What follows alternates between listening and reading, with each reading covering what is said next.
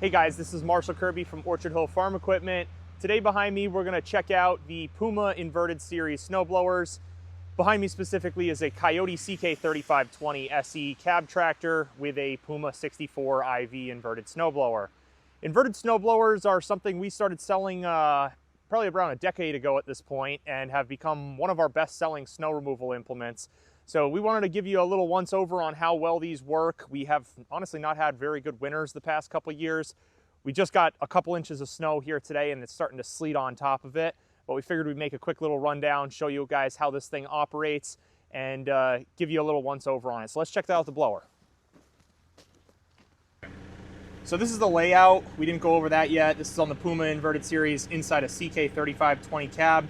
First, you're gonna have your 3-point hitch. Now this is gonna lift and lower your blower. You're gonna notice that blower in the back of our cab is lifting and lowering as we lift and lower it, right? PTO's right here. This would turn on and off the blower. I'm not gonna do it right now just because I don't wanna blow snow, but that will turn on and off the blower.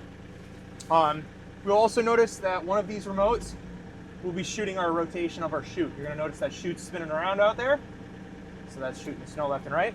And then the other guy here, we'll show you this. The other guy right here, right, is deflecting that snow. So down by the ground, all the way up in the air. We see that going up and down. That's your operation of this inverted blower, all from inside the cab of Coyote CK3520 SE. So behind me is a 64 IV inverted snowblower. As you're gonna notice, this covers the wheel width of this CK3520 SE Coyote cab tractor, as well as all the other CK series Coyote tractors. This is probably the best fit one. If you have a John Deere, you'd want to look at probably a 3 series to run this blower, or maybe a large 2 series. If you got a Kubota, probably a large B or LX series, or a small L series in the 64-inch model anyways, and so forth. This snowblower does require rear hydraulic remotes, at least one set of rear remotes. That's going to operate this motor right here, and that's for your chute turn rotation. So you can do that from the operator station. There's no turn chute available on this in this series snowblower, so you got to make sure you have rear remotes. This one in particular we have decked out with a deflector as well. So a second rear remote valve is on this tractor.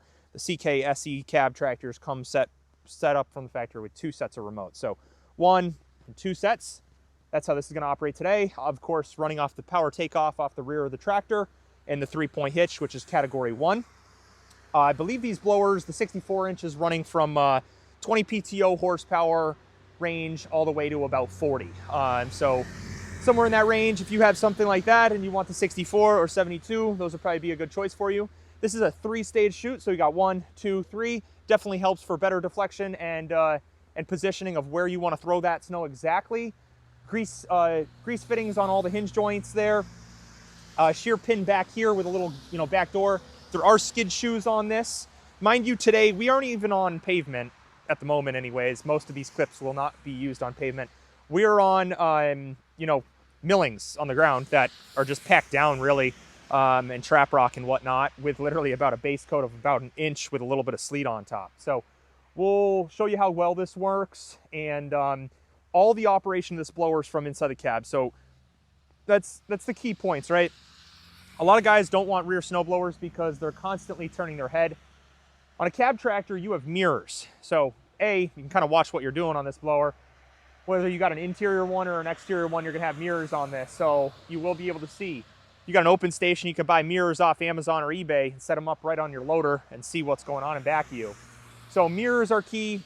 Buying a snowblower inverted style that is the width of your tires is also key. Make sure you pay attention to that, because if you do go a lot wider than the tires, and you are not experienced, it will be easier to clip the edge of the snowblower on a curb or fence post or something like that. The more experienced guys, well, you can go wider if you prefer. But for the guys, homeowners, I probably suggest going with something close to the wheel width. These blowers are very, very popular. They're growing in popularity. A lot of people, definitely the first question they ask is, well, what do? You drive over the snow. It doesn't make any sense. How does this work? And that was my same first question too before we started selling these. That quickly changed after I sold the first one. Somebody, came in and, told me, hey, I want to buy one of these. They're growing in popularity. I want to try one out for our snow removal team. And I sold the first one ever. And I'll be honest, after I saw it, after I got to see it in action, I never went back. I definitely prefer these over front mount snowblowers. Easier to, I think, use personally and maneuver. You can back right up to that garage door, drop it, turn it on, drive out the driveway, and you're done.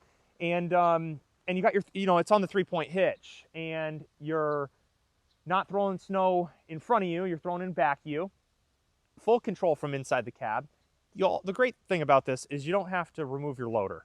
Your loader's on, so if, God forbid, you're on your last pass, you break a shear bolt, and you just need to scrape the rest of the snow clean, you got the bucket on the front, or a plow, or a pusher.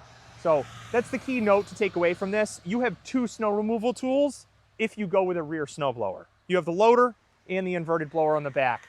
So I think that's the most value that you can possibly get. Front snowblower, you are removing the whole loader, which is a little bit of a process, especially in crappy weather like this. And then, installing a full subframe for that snowblower and then the snowblower itself, as well as getting under the tractor and hooking up your mid-PTO. They make it sound easy on all brands. They all say they're quick release, and yes, they are, but still nowhere near as quick as 3-point hitch mount to a PTO and a couple hydraulic lines. So let's, I hope you guys enjoyed this video. We just kind of wanted to give you a once-over on this inverted snowblower series. We have done one in the past, but this is a little bit updated one. And we're gonna, have some fun with this thing in this little bit of snow that we actually got today, and show you what these things are all about. If you guys are interested in possibly purchasing one or learning more about these inverted snowblowers, visit us on our website, www.orchardhillsales.com, or give us a call, 413-253-5456. Thanks.